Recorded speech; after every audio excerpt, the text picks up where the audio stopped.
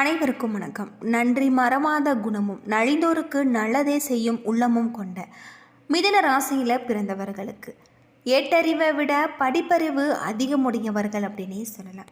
மிதுன ராசியில் பிறந்தவர்களுக்கு இந்த 2026 புத்தாண்டு எப்படிப்பட்ட ஒரு பலன்கள் கிடைச்சிருக்கு, எந்த மாதிரியான ஒரு பரிகாரத்தை செய்ய வேணும் அப்படிங்கிறத பற்றி முழுமையாக தெரிஞ்சுக்கலாம். வீடியோ ரொம்பவே பயனுள்ளதாக இருக்கும். அதனால் வீடியோவை கடைசி வரைக்கும் ஸ்கிப் பண்ணாமல் பாருங்கள். இது வரைக்கும் நம்ம சேனலை நீங்கள் இன்னும் சப்ஸ்கிரைப் பண்ணலைன்னா மறக்காமல் சப்ஸ்கிரைப் பண்ணிவிடுங்க. வாங்க வீடியோக்குள்ளே போகலாம். மிதுன ராசியில் நீங்கள் எந்த நட்சத்திரத்தில் பிறந்திருக்கீங்க, உங்களுக்கு முருகப்பெருமான் பிடிக்கும் அப்படின்னா முருகனுக்கு அரோகரா அப்படின்னு சொல்லிட்டு மறக்காமல் கமெண்ட் பண்ணுங்கள்.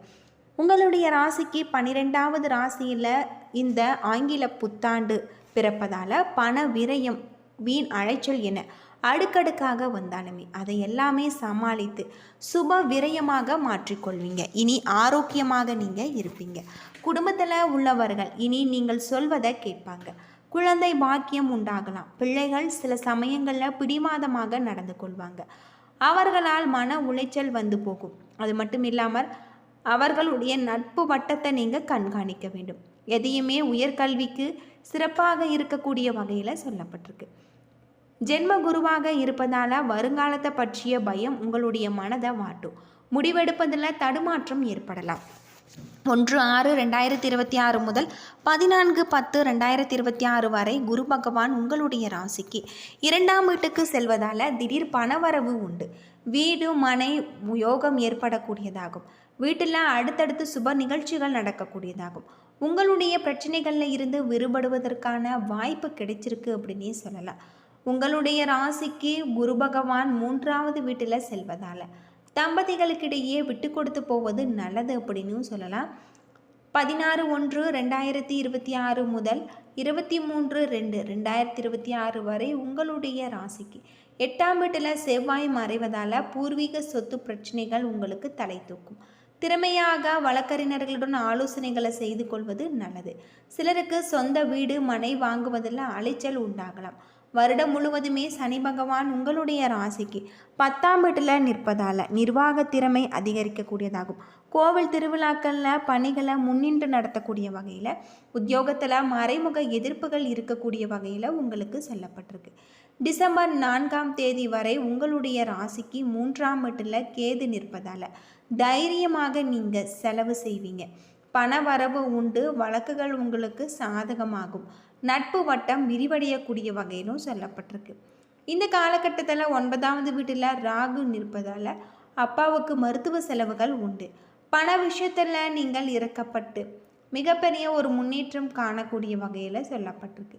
5ஆம் தேதி முதல் கேது 2ஆம் இடத்துக்கு வருவதால் பேச்சில் முழு கவனத்தை செலுத்த வேண்டியது உங்களுக்கு இந்த காலகட்டத்தில் ரொம்பவும் நல்லது அப்படின்னு சொல்லலாம். அது மட்டும் இல்லாமல் இல்லத்தரசிகளுக்கு குடும்பத்தில் சந்தோஷம் நிலைக்கக்கூடியதாகும். புதிய டிசைன்களில் நகை வாங்கக்கூடியதாகும். கன்னி பெண்களுக்கு எதிர்பார்த்த நிறுவனத்தில் நல்ல வேலை உங்களுக்கு கிடைச்சிருக்கு அப்படின்னு சொல்லலாம். உங்களுடைய தொழிலில் இருக்கக்கூடிய அனைத்து விதமான பிரச்சனைகளுக்குமே உங்களுக்கு நல்ல ஒரு தீர்வை நீங்கள் எதிர்பார்க்கக்கூடிய வகையில் உங்களுக்கு சொல்லப்பட்டிருக்கு. டிசம்பர் 4ஆம் தேதி உங்களுடைய ராசிக்கு 3ஆம் வீட்டில் கேது நிற்பதால் தைரியமாக நீங்கள் முக்கிய முடிவுகளை எடுப்பீங்க. பண வரவு உண்டு. வழக்குகள் சாதகமாகும். நட்பு வட்டம் விரிவடையலாம். 9ஆவது வீட்டில் ராகு நிற்பதால் அப்பாவுக்கு மருத்துவ செலவுகள் செய்ய வாய்ப்பு இருக்குது. பண விஷயத்தில் இறக்கப்பட்டு ஏமாற வேண்டாம்.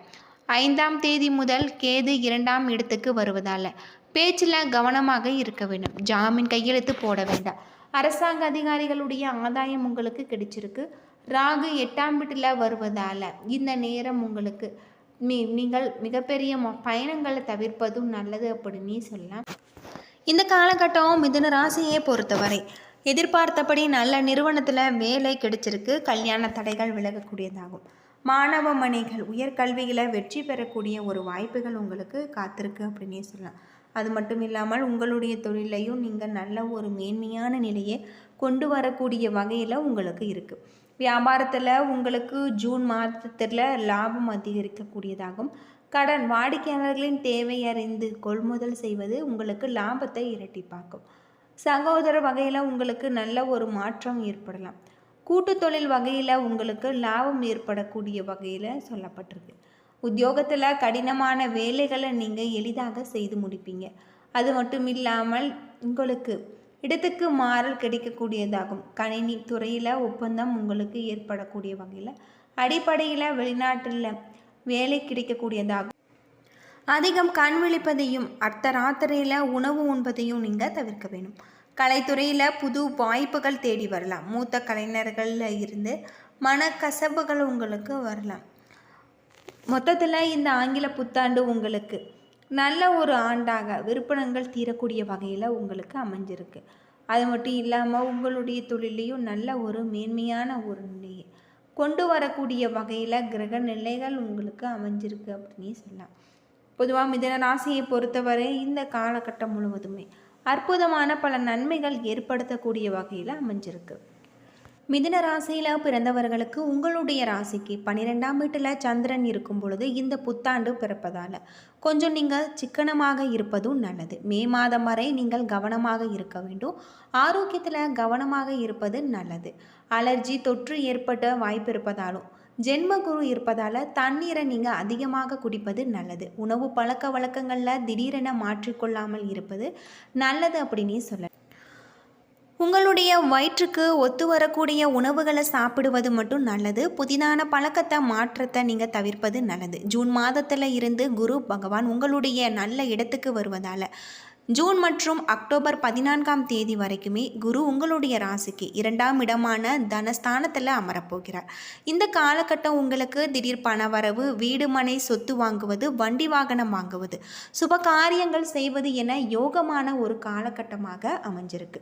குடும்பத்தில் அடுத்தடுத்து சுப நிகழ்ச்சிகள் நடக்கும். அக்டோபர் 14ஆம் தேதி முதல் டிசம்பர் வரைக்குமே குரு 3ஆவது வீட்டிற்கு வருவதால் உங்களுக்கு சகோதர வகையில் நன்மைகள் நடக்கும். 2026ஆம் ஆண்டு ஆரம்பத்தில் ஒரே மாதிரியாக இருந்தாலும் போக போக பணவரவு செல்வாக்கு உங்களுக்கு கொடுக்கும். ஜூன் 16 முதல் பிப்ரவரி 23ஆம் தேதி வரை ராசிக்கு 8ஆம் இடத்துல செவ்வாய் அமர்ந்திருப்பதால் வண்டி வாகனங்களில் நீங்கள் கவனமாக இருக்க வேண்டும். குடும்பத்தில் சிறு சிறு சலசலப்புகள், மனக்கசப்புகள், பிரிவுகள் வருவதற்கான வாய்ப்பு உள்ளது. சகோதர வகையில் அடுத்த காலகட்டத்தில் நீங்கள் கவனமாக இருக்க வேணும். சனி பகவானின் அருள் இருப்பதால் புதிய தொழில் தொடங்குவது, திடீர் முதலீடுகள் செய்யும் யோகம் உங்களுக்கு உண்டாகலாம். பங்குதாரர்கள், வேலையாட்கள் உங்களுக்கு ஆதரவாக இருப்பாங்க. வியாபாரத்தில் இந்த ஆண்டு உங்களுக்கு இரட்டிப்பு லாபம் கிடைச்சிருக்கு. 10ஆம் இடத்துல சனி பகவான் இந்த ஆண்டு முழுவதுமே இருப்பதால் உத்தியோகத்தில் நன்றாக இருக்கும். வேலை சுமையால் உங்களுடைய வாழ்க்கை மாற்றம் ஏற்படக்கூடியதாகும். இருப்பினுமே ஜூன் மாதத்தில் இருந்து அற்புதமான யோகம் கிடைச்சிருக்கு அப்படின்னே சொல்லலாம். வீடு கட்டுவதற்கான வாய்ப்பு உள்ளது. நண்பர்களுடைய வட்டம் பெருகலாம். உறவினர்கள் தேடி வந்து பேசுவாங்க. செல்வாக்கு கூடும் ஒரு காலகட்டமாக இந்த காலகட்டம் உங்களுக்கு இருக்குது. சில நேரத்தில் உங்களுக்கு பெயர் புகழ் ஏற்படக்கூடிய வகையில் இருக்குது. ஸ்ரீமன் நாராயணன் வழிபாடு, பெருமாள் வழிபாடு உங்களுக்கு ஏற்றத்தை தரும். பார்வையற்றவர்களுக்கு உதவுவது, பச்சரிசி தானமாக கொடுப்பது ஏற்றத்தை தரக்கூடிய வகையில் இந்த காலகட்டம் உங்களுக்கு அமைஞ்சிருக்கு அப்படின்னு சொல்லலாம். இந்த 2026 புத்தாண்டு உங்களுக்கு நல்ல பல யோகத்தை தரக்கூடிய ஒரு வருடமாக தான் அமைஞ்சிருக்கு. உங்களுக்கு கலவையான ஆண்டாக கூட இருக்கலாம். வேலை, வணிகம், வேலை தொடர்பான துறையில் சில சிரமங்கள் நீடிக்கலாம். ஆனால் இந்த சிரமங்களை தாண்டிய பிறகு உங்களுடைய வேலையில் வெற்றி பெறுவதற்கு வலுவான வாய்ப்பு இருக்குது. நிதி வாழ்க்கை உங்களுக்கு நன்றாக இருக்குது. இத்தகைய சூழ்நிலைகளில் வருமானம் அதிகரிக்கலாம்.